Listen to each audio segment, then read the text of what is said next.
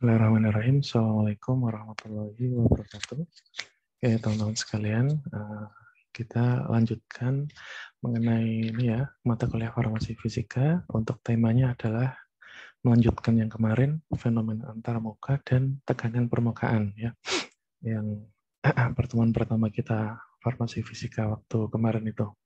Nah, waktu yang kemarin itu kita baru sedikit pengantar ya. Nah, untuk lengkapnya nanti teman-teman akan mempelajari pengertian tegangan permukaan itu sendiri ya. Nanti hanya sekilas saja, lalu absorpsi, ya fenomena absorpsi nantinya kita lihat pada antarmuka padatan, lalu juga pada antarmuka cairan. Nah, pada padatan dan cairan ini nanti ada lebih spesifiknya ya, nanti dibahas di belakang. Lalu ini yang paling penting, teman-teman harus, nah yang ini harus dimengerti dan dihafalkan ya, di apa ya, akan dipakai untuk seterusnya gitu, ya, yaitu surfaktan. Ya, jadi kalau kita belajar mengenai tekanan permukaan, maka tidak akan jauh-jauh pembahasannya dengan yang namanya surfaktan. Lalu nanti sifat listrik antarmuka, dan satu lagi di sini nanti ada beberapa contoh penerapan ini ya, fenomena antarmuka. Contoh. Nah, baik pendahuluan. Oke, sebentar. Belum saya buat ini. Belum saya copy. Sebentar ya. Kita pause dulu.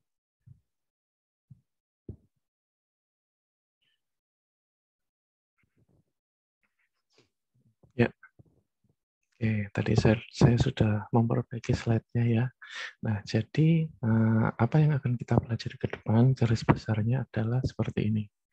Ya, seperti ini ya. Jadi nanti teman-teman akan mempelajari fenomena antarmuka, pengertiannya.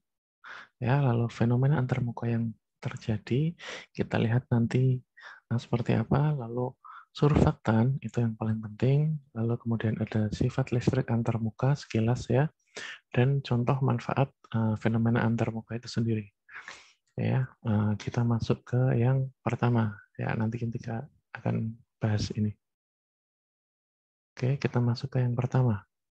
Ya, ini kemarin sudah dibahas ya. Ini juga sudah, ini juga sudah. Ya, nah ini juga kemarin sudah. Saya ulang sedikit ya. Nah, kaitannya dengan gambar ini adalah bahwa kok ketika benda ini tidak tenggelam, padahal mereka berat jenisnya lebih tinggi dari air gitu ya. Nah, kira-kira kenapa gitu?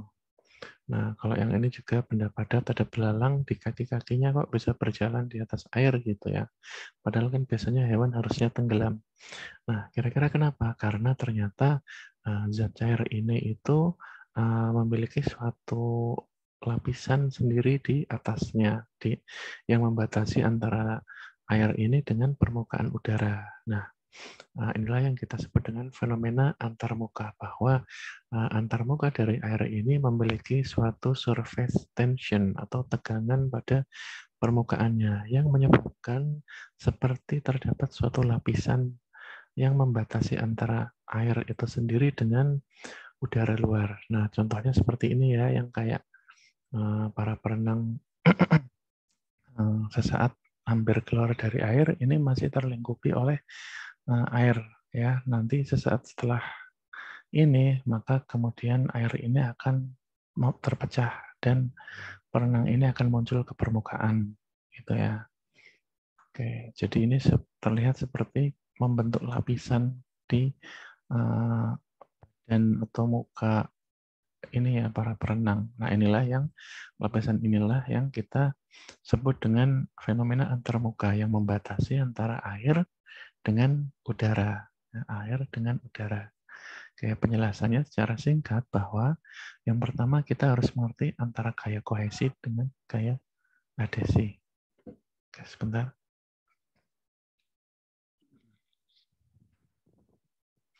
Oke, ya. Jadi teman-teman yang pertama kali harus mengetahui perbedaan antara gaya kohesi dengan gaya adhesi. Ya, gaya kohesi adalah satu gaya yang merupakan tarik-menarik antar molekul yang sejenis, kohesi. Kalau adhesi, antar molekul yang tidak sejenis. Nah, pada air tadi ya itu terdapat ini butiran bulat-bulat ini itu contohlah merupakan suatu satuan dari molekul air tadi. Maka ketika kita lihat di sini ya bahwa di dalam dan di luar, mohon maaf, di dalam air dengan di permukaan air itu terdapat perbedaan gaya. Bahwa yang di dalam air itu di dalam sini ya itu gaya kohesinya yang dominan ya. Jadi bukan dominan, memang di sini memang terjadi gaya kohesi saja ya, kecuali yang berbatasan dengan dinding ini dan dengan udara. Nah, gaya yang terjadi adalah gaya kohesi, yaitu interaksi yang sama antara molekul air dengan molekul air lainnya. Ya, dan interaksi ini secara resultan itu sama ya. Jadi ke atas dengan yang kanan, yang kiri, yang bawah gitu ya, tanda panah. Ya, kita lihat yang bawah ini. Nah, inilah yang kita sebut dengan gaya kohesi.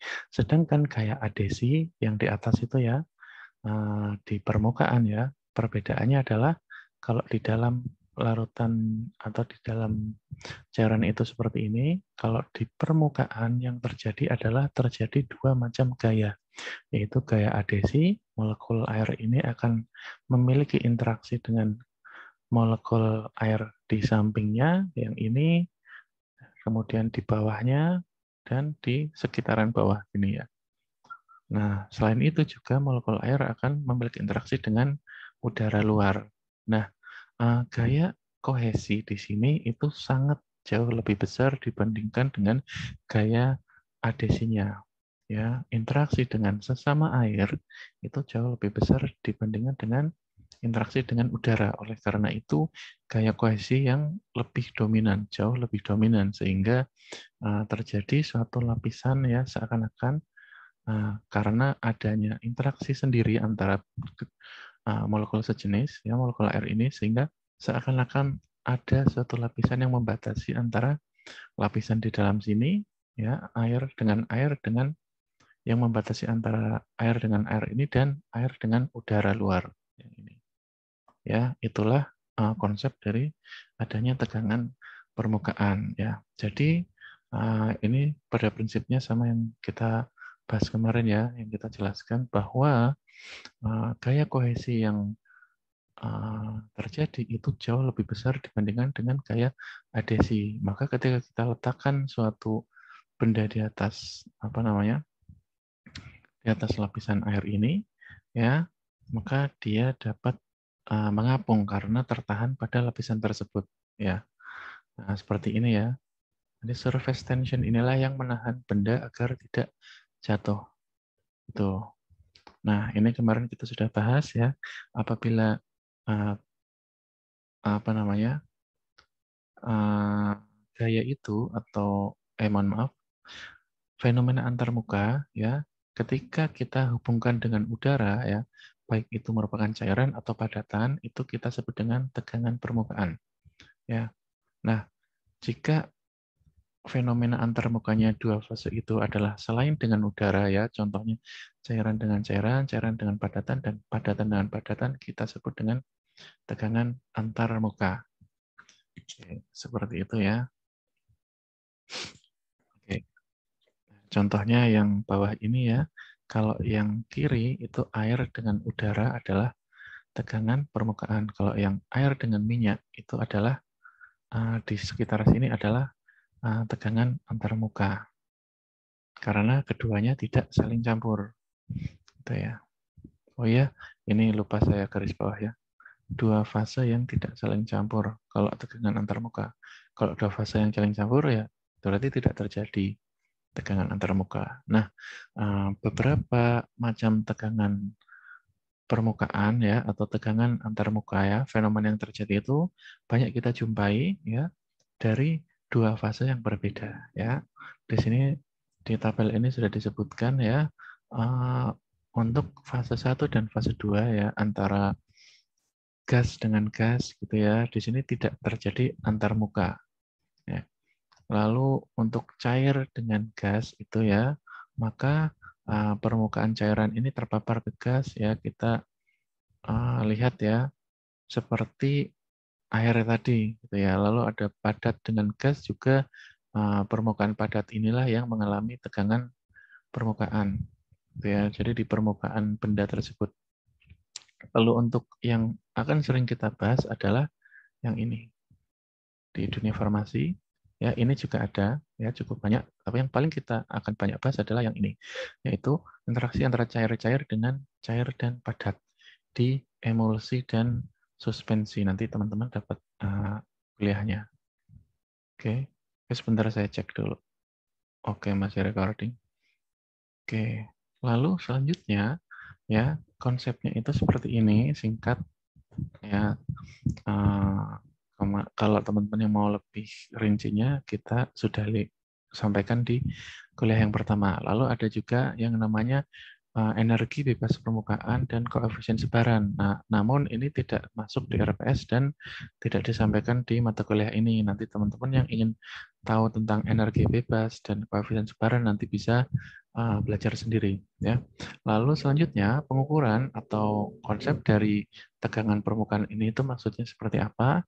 Ini juga tidak masuk dalam RPS, tapi akan saya tambahkan ya hanya untuk pengetahuan, tidak masuk di ujian ya. Ujian itu tidak masuk. Oke, jadi seperti ini ya.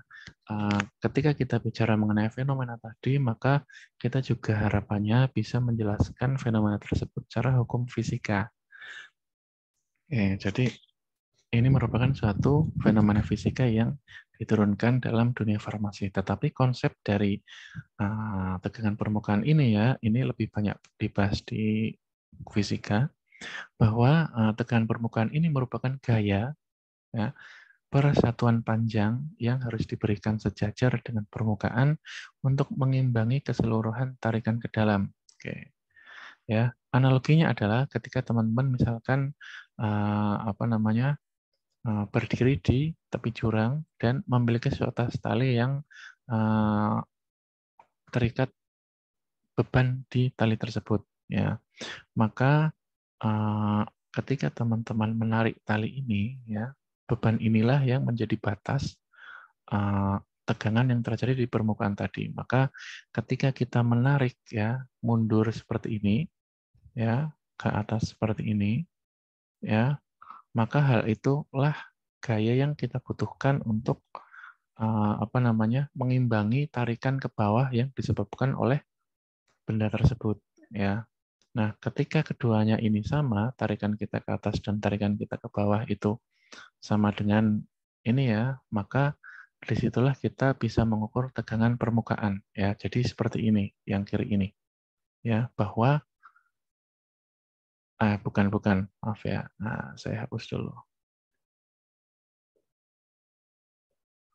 Bahwa ini nanti penjelasannya. Bahwa suatu tegangan permukaan itu adalah gaya persatuan panjang ya yang harus diberikan sejajar dengan permukaan ya. Gaya yang harus kita berikan ya seperti ini dan ini sejajar ya seperti ini. Dengan benda ini permukaan air ibaratkan ini suatu permukaan air yang memiliki tegangan permukaan sekian ya untuk mengimbangi keseluruhan tarikan ke dalam. Nah, inilah tarikan ke dalam yang dimaksud yaitu beban ini. Gitu ya. Jadi tarikan ke dalam itu maksudnya seperti apa? Yaitu seperti ini tadi ya. Jadi sistem research. Oke, sebentar. Nah, saya pause dulu ini kayaknya agak crowded supaya koneksinya lebih bagus sebentar. Oke, sudah. Tadi sampai mana? Oh iya, ya bahwa gaya kohesi yang terjadi ya, yang mengakibatkan terjadi tarikan ke dalam. Nah, seperti ini ya. Tarikan ke dalam inilah yang menyebabkan terbentuk lapisan ya, seakan-akan lapisan tersebut yang memiliki kekuatan tertentu. Ya, kekuatan inilah yang kita ukur dengan cara seperti ini tadi. Nah, kayak gini ya. Nah, ketika kita tarik atau gaya yang kita berikan sama dengan gaya yang dimiliki atau kekuatan yang dimiliki oleh permukaan ini yang kita analogikan dengan beban di sini, maka disitulah kita bisa menghitung tegangan permukaan. Gitu ya. Ketika gaya yang kita berikan atau berat benda tersebut lebih kecil atau sama dengan tarikan ke dalam, maka dia mengapung. Seperti ini. Akan tetapi kalau gaya yang kita berikan itu lebih besar, ya, atau berat benda itu lebih besar dibandingkan kekuatan lapisan itu dalam menahan, ya, maka benda tersebut akan tenggelam seperti ini ya. Nah, untuk mengukur exact atau ukuran persis di mana tegangan permukaan suatu benda seperti ini adalah caranya seperti ini. Ya, kita memiliki suatu kawat ABCD, ya. A dan D ini bisa dinaikkan dan diturunkan ya. Kemudian kita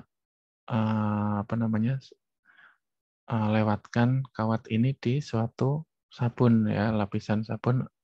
Kemudian A dan B ini kita bisa renggangkan gitu ya. Lalu di kawat A dan B ini kita berikan suatu gaya. Kayak gitu ya. Nah, gaya ini akan menarik turun ke bawah A dan D ini, kawat A dan D ini, seperti ini ya. Nah, sejauh mana kawat ini bisa menarik ke bawah hingga gelembung atau lapisan di sini itu masih bisa menahan ya sesaat sebelum lapisan di sini pecah. Nah, itulah yang kita sebut dengan tegangan permukaan yang dimiliki oleh suatu cairan. Kayak gitu. Nah, rumusnya adalah seperti ini. Tegangan permukaan sama dengan F per 2L. Ya, Y atau gamma ini tegangan permukaan ya. Lalu gaya permukaan yaitu F ya, di sini F itu merupakan gaya permukaan, L itu panjang kawat seperti ini. Ya. Ya, jadi pengukurannya seperti itu. Lalu untuk yang kedua nanti kita akan mengetahui fenomena adsorpsi pada beberapa antarmuka.